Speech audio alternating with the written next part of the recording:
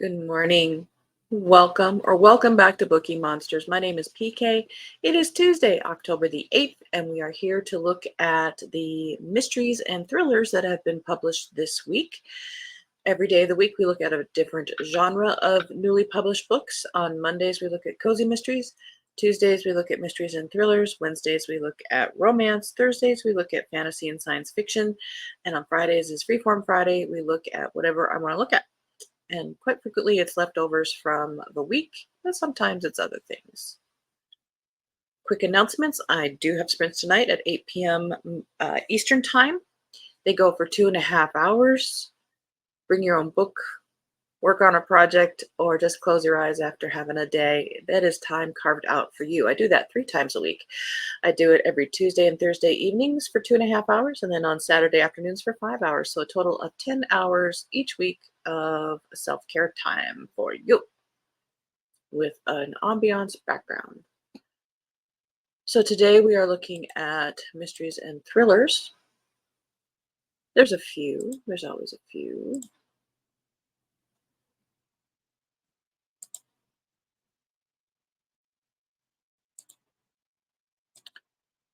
First up is The Book of Witching by C.J. Cook.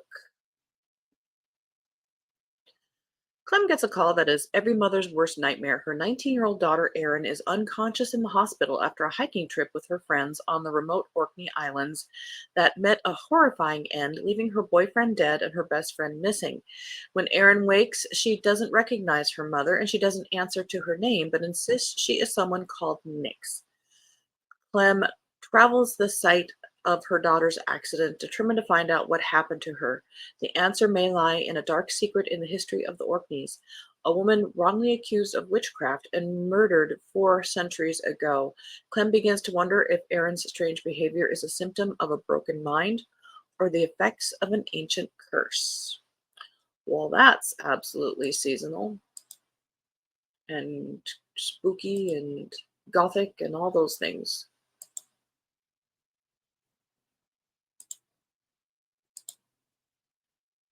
The Last One at the Wedding. Excuse me. By Jason Rekulak. Frank Sastowski is shocked when his daughter Maggie calls him for the first time in 3 years. He was convinced that their estrangement would become permanent. He's even more surprised when she invites him to her upcoming wedding in New Hampshire. Frank is ecstatic and determined to finally make things right. He arrives to find that the wedding is at a private estate, very secluded, very luxurious, very much out of his league. It seems that Maggie failed to mention that she's marrying Aidan Gardner, the son of a famous tech billionaire. Feeling desperately out of place, Frank focuses on reconnecting with Maggie and getting to know her new family. But it's difficult. Aidan is withdrawn and evasive. Maggie doesn't seem to have time for him, and he finds that the locals are disturbingly hostile to the Gardners. Frank needs to know more about this family his daughter is marrying into, but if he pushes too hard, he could lose Maggie forever. Kind of maybe a version on Taken, only the Taken part is that she's marrying into a nasty family.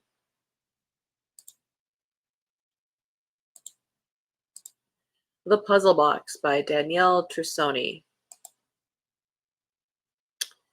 It is the year of the Wood Dragon, and the ingenious Mike Brink has been invited to Tokyo, Japan to open the legendary Dragon Box. The box was constructed during one of Japan's most tumultuous periods, when the samurai class was disbanded and the shogun lost power. In this moment of crisis, Emperor Meiji locked a priceless imperial secret in the Dragon Box. Only 2 people knew how to open the box: Meiji and the box's sadistic constructor, and both died without telling a soul what was inside or how to open it. Every 12 years since then, in the Year of the Dragon, the imperial family holds a clandestine contest to open the box. It is devilishly difficult, filled with tricks, booby traps, poisons, and mind-bending twists. Every puzzle master who has attempted to open it has died in the process. But Brink is not just any puzzle master. He may be the only person alive who can crack it.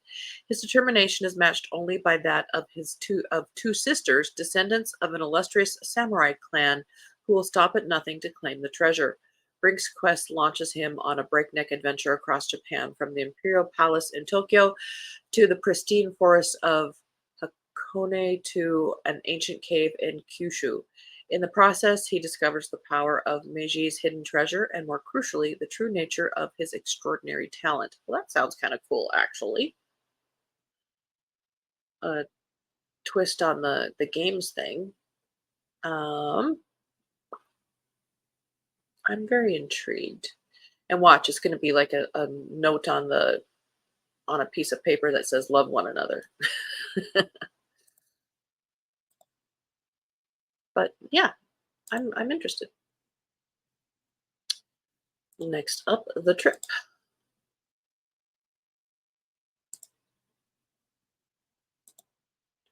Good morning, Mary.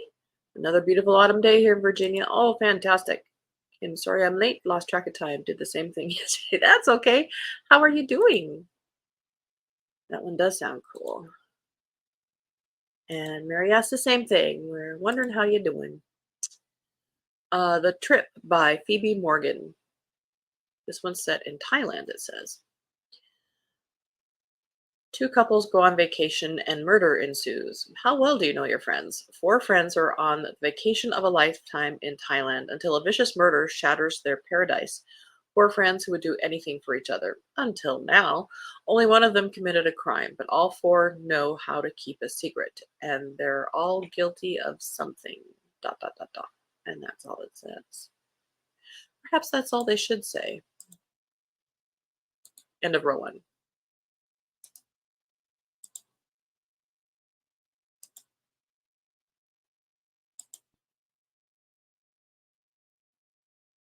The Undercurrent by Sarah Sawyer.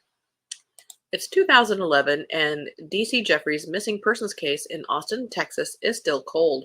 New mom B, struggling with postpartum depression, is living in Portland, Maine, having left Austin and those memories far behind, until Leo, her childhood crush, and her estranged twin Gus's best friend, suddenly resurfaces, drawing B back into their shared past. B's predictable life is upended, pushing her to return to her childhood home and piece together a neighborhood's shattered history. B becomes consumed with a need to uncover the truth about DC's disappearance and what happened to the families who lived across the field from one another. Gus, Leo, and their mothers, Mary, a homemaker whose only escape is the local community theater, and Diana, a serious academic dedicated to her studies, told in multiple perspectives with two different timelines.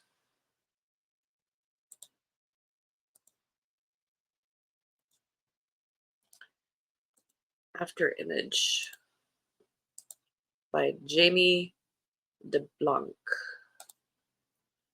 4 years ago, beautiful yet troubled Allie Anderson vanished without a trace. The 21-year-old daughter of an acclaimed actress, her disappearance captivated the media, left her family distraught, and became a fixation for online theorists who implicated everybody Allie knew and loved, everyone, including her devoted stepsister, Natasha.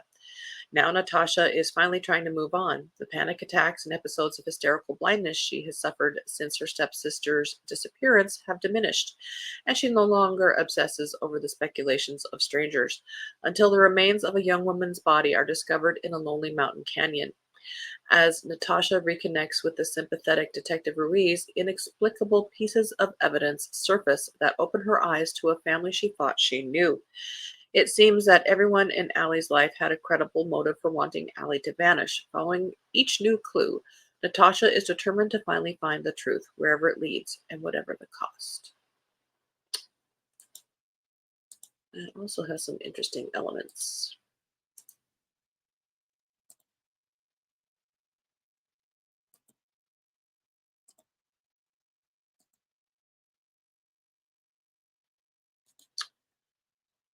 Oh yeah, I got to go to church and home for a little. Oh, nice. Oh, I bet. Ready to go home and doing good. He says, such great news. Keep up the good work. Indeed. No problem getting in and out of my house and bed. Nice. Those are the priorities. And prayers for Sarah. Yes, indeed. Kim thanks Mary. And Miss Blogger says, good morning. Good morning. Ms. Blogger, do I know your name? Can you tell me your name? Or is that something you'd prefer just to be Ms. Blogger? I respect that if you do. If I know your name, I can call you by your name. Close Range by Shannon Baker, ninth in the Kate Fox series. In a small town shaken by tragedy, Kate Fox finds herself at the center of a deadly mystery that threatens those she loves. When attorney Garrett Haney is found electrocuted, it's quickly deemed an accident, but as Kate assists young Sheriff Zoe in the investigation, they uncover a tangled web of lies involving the Haney family and Garrett's powerful clients. As shocking secrets come to light, Kate discovers the person behind the murders is closer to home than she ever imagined.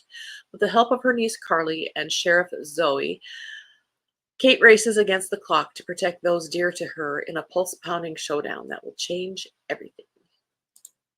This changes everything.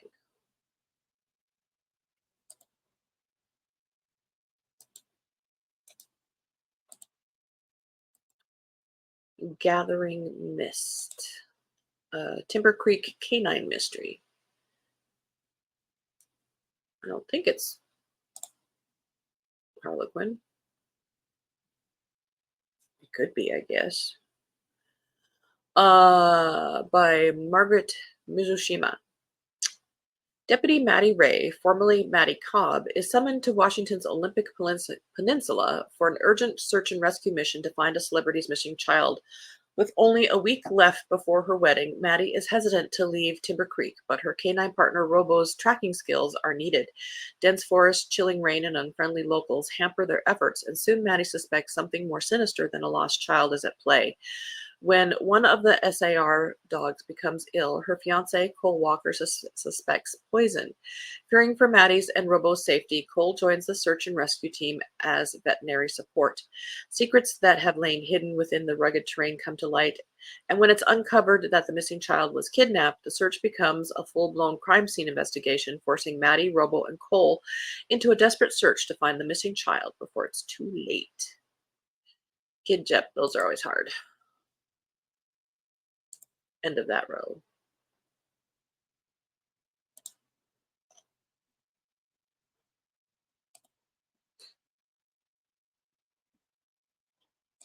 Hang on a second.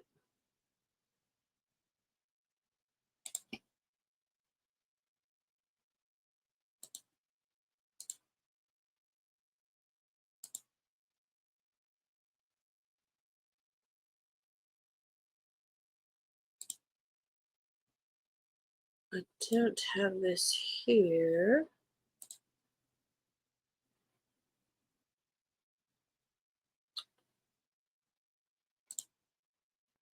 The Slate by Matthew Fitzsimmons. In another life, Agatha Cardiff was Congressman Paul Paxton's chief of staff, a cool-headed fixer who made all his problems disappear. At Paxton's behest, she covered up a shocking scandal that would have ruined a powerful senator's career. It was one moral compromise too far, and Agatha vowed never again. After 20 years in exile, Agatha's life in the margins of Washington, D.C. is about to become much more difficult. The rules have changed in her absence. That senator is now president, and Paxton, number 3 in the House, expects a nomination to the Supreme Court. After all, he knows where the president's skeletons are buried. At the same time, Agatha's quiet life on Capitol Hill shatters when her tenant, a woman with complex connections to D.C., vanishes. Suddenly, Agatha is drawn back into a mire of corruption, blackmail, and deception precisely when she can least afford it. Any hope of redemption won't come easy because the true cost of Agatha's sins is finally coming to light, and it is far from certain who will pay. And I did get this. It's Kindle Unlimited, but I did get this one. Right up my alley.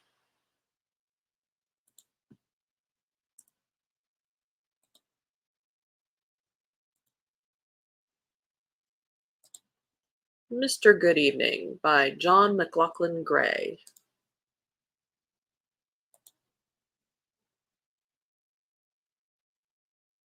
1920s, it says.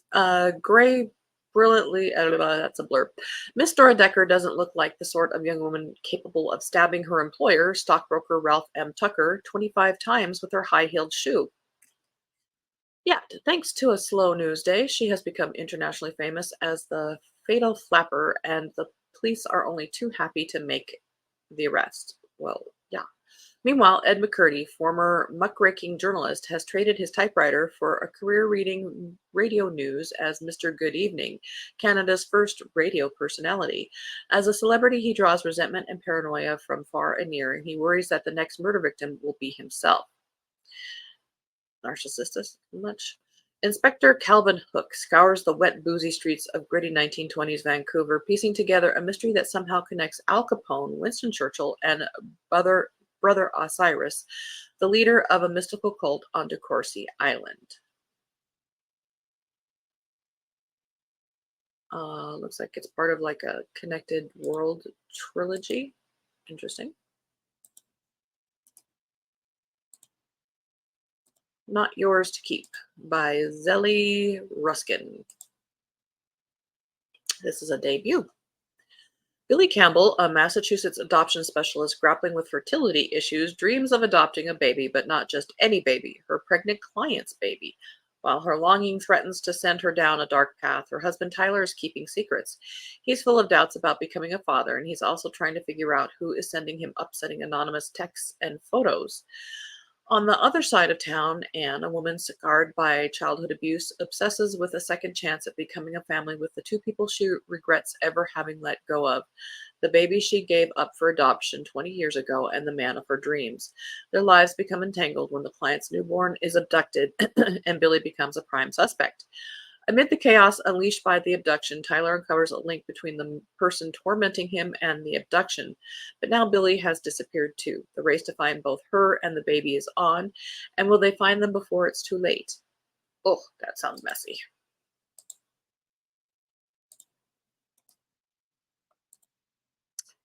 And perhaps messy is what people are in the mood for. My Missing Daughter by Ellery A. Kane. It's her first trip away, but she never came home.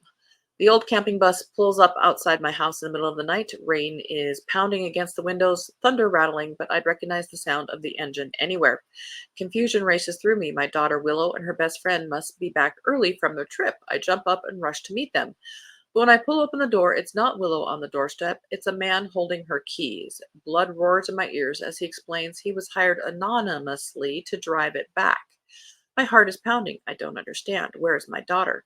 I push past him and run out into the rain, wrenching the door of the bus open. It's empty. The girls are gone. And in the back, there are signs of a struggle. Clumps of Willow's hair on the floor, their belongings trashed. I stop breathing. Where are they? What's happened to my daughter? And churning in my stomach is the most terrifying question of all. What will it take to get her back? Wow.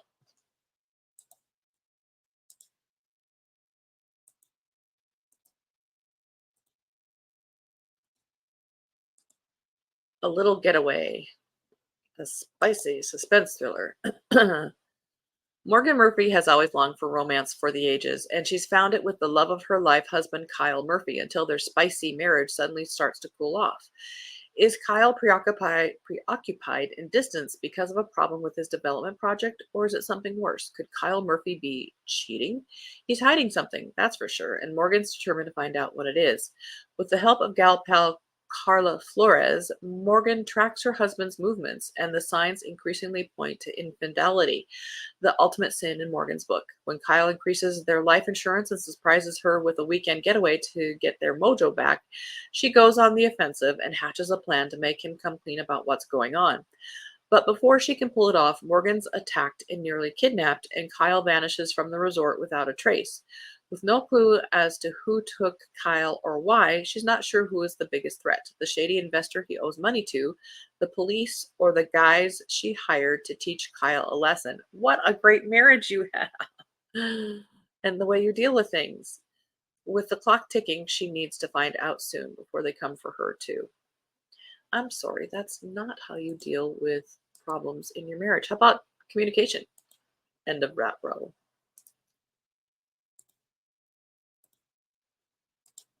Running Cold.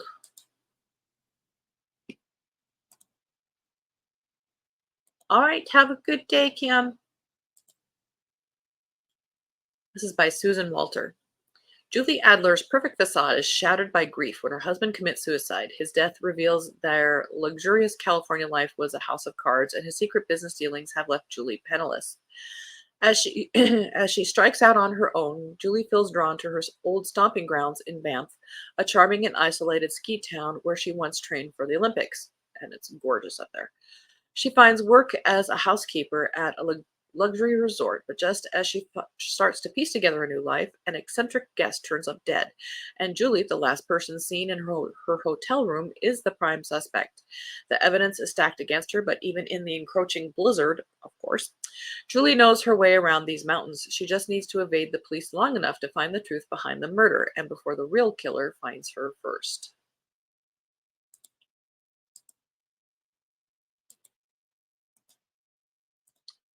The Murderess by Lori Notaro. It's October 1931 when Winnie Ruth Judd arrives at the Los Angeles train station from Phoenix. Her shipping trunks catch the attention of a suspicious porter. By the time they're pried open, revealing the dismembered bodies of two women inside, Ruth has disappeared into the crowd. The search for and eventual apprehension of the trunk murderess quickly becomes a headline-making sensation. Even the Phoenix murder house is a sideshow attraction. The one question on everyone's lips: how could a 26-year-old reverend's daughter and doctor's wife, petite, pretty, well-educated, and poised, commit such a heinous act on two people she'd call my dearest friends in the world? Everyone has their theories and judgments, but no one knows the whole truth. What unfolds in this gripping work of true crime fiction is a collision of jealousy, drug addiction, insanity, rage, and inescapable choices. At its heart, a condemned and tragic mystery woman whose trial and its shocking twists will make history. I don't get the true crime fiction. Nightwoods, last one, and we are almost out of time, by Paula Mounier, 6 in the Mercy Car Mysteries. Record snow and sleet and rain are pummeling Vermont, and a wild boar has escaped from an exclusive hunting club nearby, but that won't stop a very pregnant and very bored Mercy Carr from hiking her beloved woods with her loyal dog, Elvis. She's supposed to be decorating the nursery and helping her mother plan the baby shower, but she'd much rather be playing Scrabble with Homer Grant, a word-loving, shotgun-toting hermit living deep in the forest. But when she and Elvis drop to Homer's cabin for their weekly game, they arrive to find an unknown dead man and no sign of Homer. As they search the woods, Mercy discovers a patch of devastation that could only be left behind by wild boar. She's relieved when Elvis tracks Homer, injured but alive. But Homer's troubles are far from over, as he's still the number one suspect, and he remembers nothing of the attack. When another corpse with a link to Homer is found, Mercy is determined to help her friend, an effort complicated by the unexpected arrival of her young cousin Tandy, sent by Mercy's mother to keep an eye on her until the baby is born. As the floods worsen, Troy and Susie Bear are called out with the other first responders, and Mercy finds herself alone at Grappletree Farm with a concussed Homer, Tandy, and Elvis. As waters rise and the wild boar rampages, Mercy realizes that the murderer is out there ready to strike again, this time much closer to home. And that is all we have time for today, but we got through it all. Yay!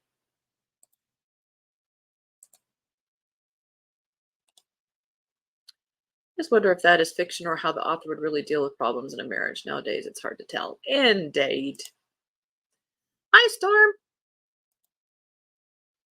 And there he says, hi, Storm back. All righty. Well, tomorrow we'll be looking at romance. Tonight I do have sprints at 8 p.m. Eastern. They go for 2.5 hours. Bring your own book, work on a project. Oh, speaking of project, I gifted my next door neighbor the crocheted bedspread I've been working on for the last 5 weeks. I've not heard, I gave it last night, so I've not heard any feedback yet. Mindy was still at work. She's a pharmacist. So I might hear today if they like it or not, but it is off my hands. I am free. And that makes me very happy because they're leaving on Sunday to go get married somewhere. I don't know if it's Vegas or not. Anyway, this seemed very quick this morning. Thanks so much. Off to meet friends for lunch. Oh, nice. In another town. Should be fun to catch up with them. Oh, have a good time. Travel safely. Speaking of safely, everybody, please be safe wherever you are. There's nature going on. Nature does this at this time of the season. So everybody be safe, be prepared. You never know what's going to happen. And as always, as Bookie Monsters, we must have, uh, that's why we have such a big TBR for things like this. It's a light-hearted way to say, please be safe out there. And as the banner says, don't be a bookworm, be a bookie monster. Nom nom nom. Have a good day and God bless.